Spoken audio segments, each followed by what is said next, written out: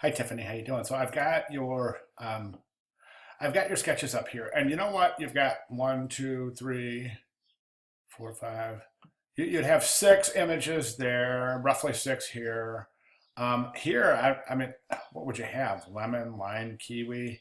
So I don't know if you have six, but roughly you'd have five or six images for each composite, and that's fine. I think the minimum is five, but that's fine. I want you to think about something though, and I really want you to think this through a little bit. I mean, I really want you to think this through to some sort of a conclusion, thinking about background and some other things. Because right now, I think that your sketches are a little bit underdeveloped.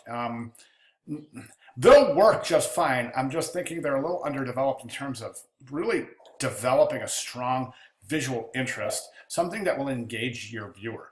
And one of the things that I think is the problem is that in each one of your compositions, the creature, although I'm not real sure how that one works, but the creature is basically looking at the viewer, right, directly in the eye. So can we add some sort of movement, let me show you what I mean.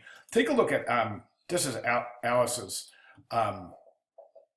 submission that she submitted right before yours. And I want to show you because she has some really interesting sketches. So basically, that's a lot like yours, right? Where you just have kind of like five, six images, and then hers just start like going this really awesome, cool direction. Like that's really awesome. That would work, even though he's still just looking. He's got his hands up. He's got some other different peak to mouth and different elements. And then as hers move on, she's integrating more and more movement. Finally, this last one, which was what I suggested to go with this one, because there's all this movement and the creature is actually doing something as opposed to, standing there looking at the viewer. Do you see what I'm saying? That's going to be so much more interesting. I want to show you one more thing here. Like, I just want to give you an example of what some of these finished might look like. This was one of the finished. Okay, so you can see the different toy parts that make the creature. Let me show you another one.